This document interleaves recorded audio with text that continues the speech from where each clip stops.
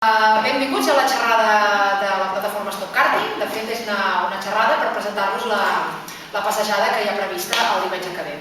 Una quantitat de ciutadans i ciutadanes de Cardedeu, Sant Antoni i de Llinars del Vallès, més de 1.600 persones adherides, 44 entitats adherides, és a dir, vol dir que ja som molta gent que d'alguna manera ens hem creat per protestar contra aquest circuit de karting internacional que es vol situar justament en un connector ecològic a Llinars, al municipi de Llinars, però que afecta molt al municipi de Cardedeu i de Sant Antoni de Vilamajor. I des de quan lluitem? Doncs des del 2009, des de quan va començar tota aquesta història. O sigui que portem ja 4 anys ben bé lluitant per això.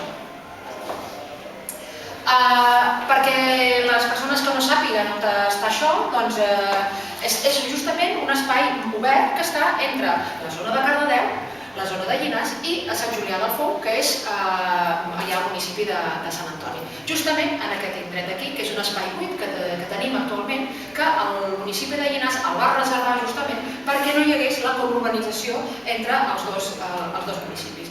Per situar-nos més, aquesta és la línia de tren i aquesta és l'autopista.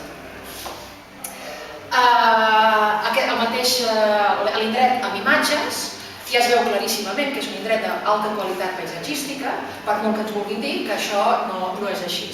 És una mirada, aquesta a l'anterior era una mirada cap a Llinars, aquesta és una mirada de l'espai cap al corredor Montnegre, després cap a la Torre del Moro, és a dir, això és el Parc Natural de Llinars del Vallès, veient l'espai en direcció Sant Josep, vull dir que és una urbanització, per tant, els nuclis habitats estan molt a prop. També del barri al Poble Sec, aquí ja és la zona de Cardedeu, i el barri de la Granada a Cardedeu. I continuem mirant aquesta mirada cap aquí, que és el barri de Bellavista, també de Cardedeu, i aleshores aquí és el barri de Sant Julià del Fou, que és de Sant Antoni de Vilamajor, i les vistes del Montseny. Això vol dir que aquest espai és un espai que té una gran vàlua paisatgística i que forma part de la textura del territori típic vallesà, és a dir, on hi ha petites muntanyetes, on hi ha boscos, etc. Per tant, amb aquestes imatges volíem mostrar la qualitat d'aquest espai. Una mica fent un zoom, és a dir, aquesta és la implantació del càrting, i aleshores,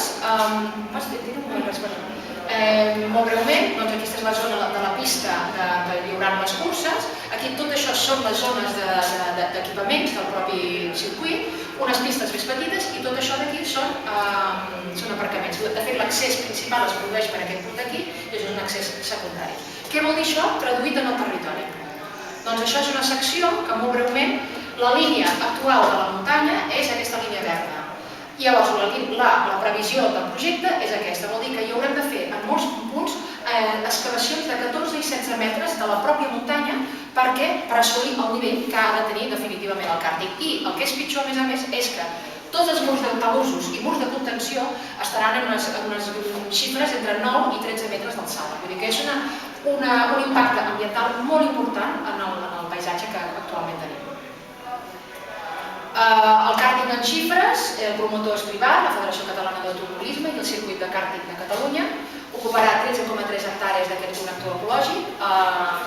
La inversió inicial són 6.400.000, que d'aquesta quantitat, 1.800.000 euros serà de la subvenció de fons perdut de la Secretaria General d'Esport de la Generalitat i 2 milions de crèdit tou de l'Institut Català de Finances.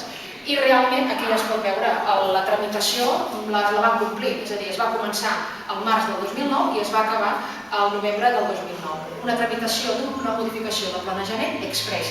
Els advocats que t'estan assessorant ens han dit que mai de la vida havien vist una cosa d'aquesta. És a dir, que quan interessa l'administració és molt ràpida i molt eficaç. Això que diuen, que ens ho venen ara amb la crisi, molts d'aquests equipaments i projectes ens els venen que crearan molta feina, doncs aquí, extret de la pròpia memòria, el projecte deia que crearan 7 llocs de treball el primer any fins a 13 en el 5è any, perquè cadascú ho valori. I que, a més, de la memòria, aquestes activitats que requereixen llocs de treball seran alimentades per la seva pròpia gent. ja sigui des de la federació o de clubs esportius. Vull dir que estan venent a la història que crearan llocs de fora i realment la pròpia memòria del projecte ja diu que no seran interiors. El cost de l'organització dels accessos en lloc consta econòmicament què és i per tant deduïm que algun municipi ho haurà de pagar. Es parla de beneficis, impactes econòmics a la comarca de 800.000 euros, de 60.000 de contractació i serveis de càtering, però en cap cas es parla dels impactes negatius que això podrà tenir. L'increment de la mobilitat implicarà pèrdua de temps, per tant, això també és un valor afegit negatiu, hi haurà problemes de circulació, increment de manteniment de la carretera, etc. I també increments de dispositius municipals, perquè quan es muntin cursos d'aquestes, els municipis tant de Cardedeu com de Llinars del Vallès hauran de fer una despesa municipal. I després, també és una cosa implícita, que tots aquells habitatges que estiguin al voltant, el seu valor patrimonial probablement tinguin una pèrdua important. I això tampoc està infós. Diuen que no ens preocupéssim, que aquesta instal·lació serà molt poc usada. Doncs no, des de la pròpia memòria ja podem deduir que com a mínim 126 dies a l'any aquesta instal·lació s'utilitzarà amb molta intensitat. Per tant, compte. I no hi ha incloses els dies de lloguer per les empreses, per als privats, etc.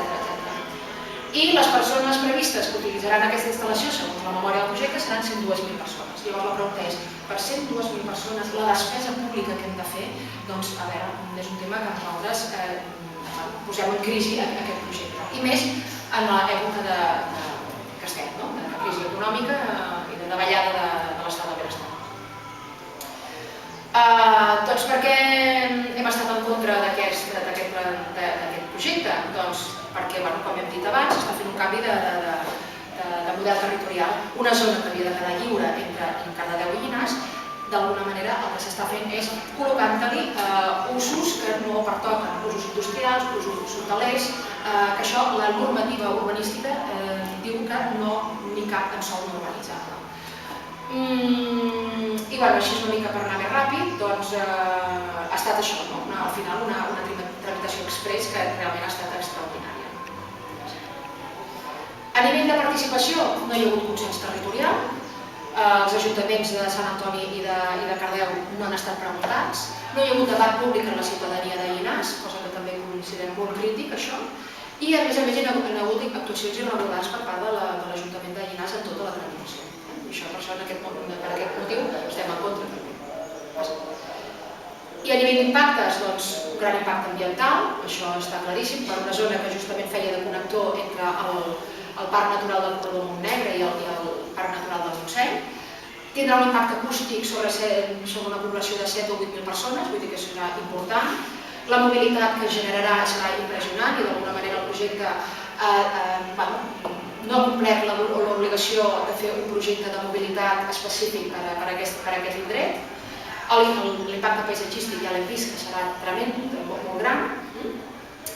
I l'impacte econòmic i social, és a dir, no sempre des de la plataforma hem dit que actualment no toca fer inversions d'aquest tipus. No pot ser que estiguem desmantellant equipaments d'educació i equipaments sanitaris i altres equipaments de l'estat del benestar per donar subvencions a aquest tipus d'ús. Llavors, on ens trobem ara nosaltres, la plataforma? Doncs, el càrting no està aturat, simplement està en stand-by, com diuen en anglès. La crisi l'ha aturat, però aquest sòl no urbanitzable té ús per càrting. Per tant, si no es fa un càrting, possiblement es podria fer alguna altra cosa absolutament no adient per l'espai en el qual estem.